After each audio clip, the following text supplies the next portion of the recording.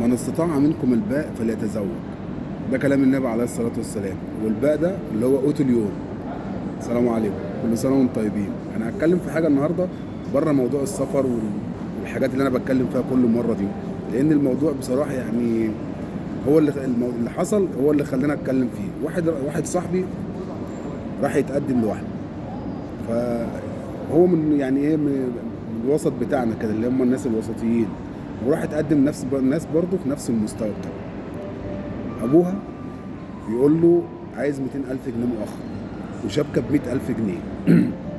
تمام كده، وشبكه ب 100,000 جنيه ونص مليون جنيه قايمه، ولا مش عارف 3/4 مليون جنيه قايمه، وشقه تمليك، والفرح يتعمل في قاعه. القاعه دي مثلا تكلفتها تخش لها في سكه 50,000 جنيه. ايه يا عم، ايه يا عم، الموضوع مش كده خالص. سهلوا الحلال عشان الحرام كتر، سهلوا الحلال عشان الحرام كتر. حرام عليكم اللي بيحصل اليومين دول في الشباب، حرام عليكم اللي بيحصل اليومين دول في الشباب. الشاب دلوقتي عشان يتجوز عايز له فوق المليون جنيه، والله العظيم الشاب عايز له فوق المليون جنيه. لو على الشروط وعلى الحاجات الابهات والامهات بيطلبوها من الشباب، الموضوع مش هتلاقي شباب تتجوز ولا هتلاقي بنات تتجوز. وعايز كمان ب 100,000 جنيه دهب، يعني فوق الشروط اللي انا كنت بتكلم عليها دي ب 100,000 جنيه دهب. الموضوع مش كده يا جدعان، الموضوع مش كده. سهلوا الحلال، سهلوا الحرام عشان الحلال، عشان الحرام كتر. اقسم بالله الحرام كتر في الشارع، والموضوع بقى يعني ربنا يحفظنا جميعا. سهلوا الحلال، مش لازم تقعد تتعوج على اللي بيجي لك. طالما شايف اللي جالك ده حد محترم ومؤدب وذو خلق وذو دين واهله كويسين وشغال شغلانه محترمه، سهل الدنيا معاه، سهل الدنيا معاه. مش لازم تقعد وتتفرد وتتني وتعوج عليه كانها بنت بارم ديله. معلش احنا كلنا شبه بعض، يعني كلنا شبه بعض. فسهل الدنيا على اللي يجي لك. طالما لقيته راجل محترم واهله ناس محترمين وراجل ذو خلق وذو دين، سهل الدنيا عليه. مش لازم الفرح في قاعة، ولازم الشبكة ب 100,000 جنيه، ولازم الدنيا تتعوج عليه كده ويجيب لك شقة تمليك وي وي وي وي. فين اللي هيعمل لك الكلام في الوقت ده؟ يعني فين اللي هيعمل لك الكلام ده في الوقت اللي احنا فيه؟ الوسط بتاعنا احنا، الوسط اللي هي الطبقة الوسطى زي ما بيقولوا، اللي هو ما بقاش اصلا في طبقة وسطى. بس الطبقة بتاعتنا احنا، مين اللي هيعمل لك الكلام ده؟ انت كأب ولا كأم؟ ازاي يعني تقولوا الكلام ده طالما شايفين حد محترم؟ ما تخليش، ما اقرب حاجه لو انا وانت رحت اتقدمت لحد اقول له خليها جنبك، خليها جنبك انت بقى، ربيها كده، اكلها وشربها وقعدها. فلازم نصيحه مني يعني لكل اب وام، سهلوا الدنيا. لما يجي لك حد محترم وحد ابن حلال وحد اهله كويسين وذو خلق ذو دين، مشي الدنيا معاه، مشي الدنيا معاه. طب انت ما تطلب منه حاجات، يعني اللي انت طلبت منه ده فوق المليون جنيه ولا فوق ال 2 مليون جنيه، انت بقى هتجيب له ايه؟ انت هتجيب له ايه؟ انت لازم بقى تجيب له 3 شاشات والغسالتين في الاوتوماتيك بقى، وال70 ملايه وال50 فوطه وال80 طقم حلل وال70 طقم صيني على مش عارف ايه على ايه على ايه. مش لازم الموضوع يبقى كده يا جدعان. ده ستنا فاطمه بنت الرسول صلى الله عليه وسلم، بنت الرسول، اعظم شخصيه في الكون، مهرها كان درع. الدرع سيدنا علي راح يتقدم له، قال له معاك ايه؟ قال له معايا الدرع، قال له اديهولها. وفي الاخر هو اللي لبسه بتاعه عشان يطلع يحارب بيه. وبنت الرسول عليه الصلاه والسلام مش بنتك انت يا بني ادم يا تعبان. مش يعني، شغلوا دماغكم يا جدعان. هتفضل تتعوج على اللي بيجي لبنتك، هتفضل تتعوج على اللي بيجي لبنتك، عمرها هيعدي. ما هي البنت مثلا من سن 18 19 سنه لغايه 24 25 سنه ميكسيموم، تلاقي الرجل داخله طالعه عليها، ده خارج ده طالع، ده خارج ده طالع. بعد كده الرجل هتقل، هتقعد في قرابيزك، وهتقعد وهتضطر بقى يجي لها واحد مكنكح ولا واحد متجوز وعنده عيال ولا. سهلوا الموضوع يا جدعان، سهلوا الموضوع يا جدعان، وسهلوا الشروط شويه. مش لازم انت بقى، يعني انت مش لازم برضو، يعني انت كأب ولا ام تجهزي بنتك جهاز يكون واو وتخربي الدنيا وتديني جوزك والموضوع يكبر منكم، وتجيبي بقى الثلاث اربع طقم حلل و70 طقم بايركس ومش عارف صيني ومش صيني و70 ملايه تتفرش على السرير، وانت متجوزه عن واحد عنده تبول لا ارادي ولا ايه؟ انا اسف يعني. فشغلوا دماغكم كده، لم الدنيا عشان تسطروا. احكي لكم حكايه صغيره كده. دي حصلت مع اخويا. يعني اخويا جه واحد لبنته، قعدوا اتكلموا وبتاع، طب هنسال عليكم الطبيعي يعني، هنسال وبتاع وان شاء الله خير وبتاع. المهم سال، لقى من ناس طيبين، والواد شغال شغلانه كويسه، وناس محترمه، وناس ذو خلق، وناس ذو دين. فالواد كان برضه يعني الدنيا لسه معاه، ما فيش فلوس للجواز، ولسه الدنيا ما كانتش كويسه.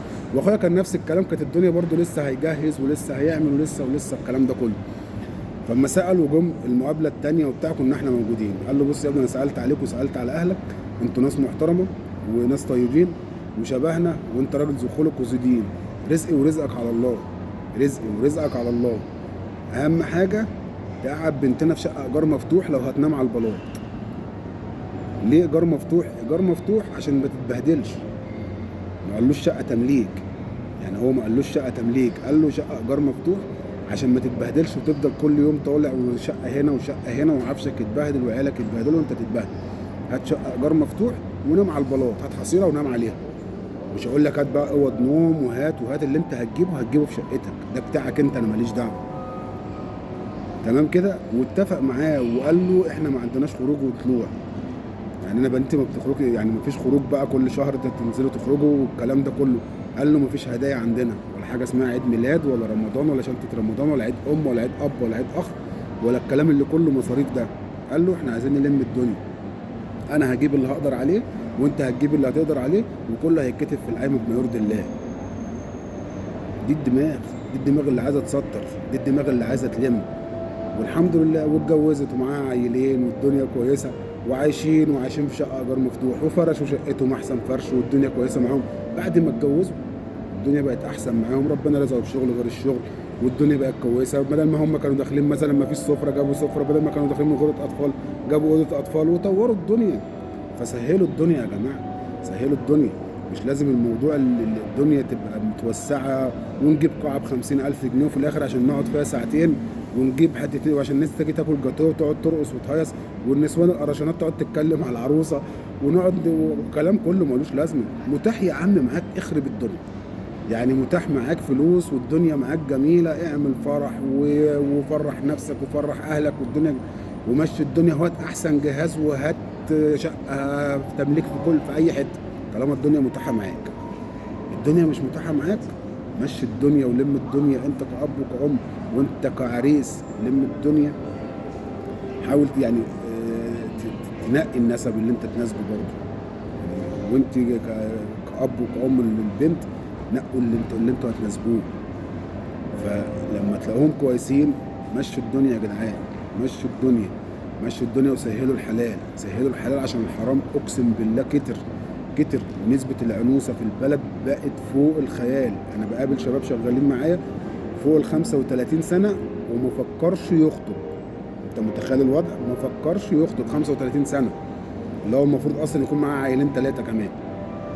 ما فكرش يخطب برضه، عشان كل لما يروح لحد برضه يطلبوا منهم نفس الطلبات كده. فليه؟ يعني كانت في بنت شغاله معايا مره من زمان كده، انا كنت بعتبرها اختي الصغيره، بس كانت كبيره شويه يعني في السن، كانت حوالي 30 سنه.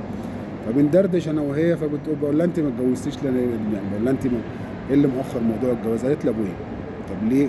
قالت لي ابويا شغال في حاجه في الجيش كده، فاهم، وكل اللي بيجي لي لازم يكون مؤهل عالي، ولازم يكون شقه تمليك ومهر وشبكه، وكل اللي يجي لها يكبر لها الموضوع لغايه ما بقى عندها 30 سنه. 30 سنه مين اللي هيجي لك عندك 30؟ مين اللي هيجي لك لواحده عندها 30 سنه؟ خليك دماغك كبيره كده ومشي الدنيا. مش لازم الموضوع يكبر منك، ومش لازم توسعها. الموضوع بقى صعب، والغلا اللي احنا فيه ده مخلي الدنيا ضيقه على الناس كلها. يعني الشاب دلوقتي عشان يتجوز ولو لم دنيته عايز له 3/4 مليون جنيه. شقه بقى، لو جاب شقه ايجار مفتوح واوضه نوم ومش عارف وانتريه والحاجات اللي هو برضه هيلم نفسه. يعني هو انت مش هتقول له لم نفسك وبرضه هتلمها ب70-80 الف جنيه، لا انت هتلمها برقم برضه. وانت كمان كأب بتجهز بنتك، ما انت برضه عشان تلم الدنيا مش هتخربها وتوسع الدنيا برضه، انت عشان تلم الدنيا ده هتخش لك في سكه برضه نفس الكلام ده، نص مليون 3/4 مليون الكلام ده كله. فسهلوا الدنيا يا جدعان، سهلوا الدنيا عشان ربنا يكرمنا، سهلوا الحلال عشان الحرام كتر. ربنا يصلح حالنا وحالكم ويسترها عليكم وعلينا، وعلى أمة محمد وعلى الناس جميعا يا رب. كل سنة وانتم طيبين.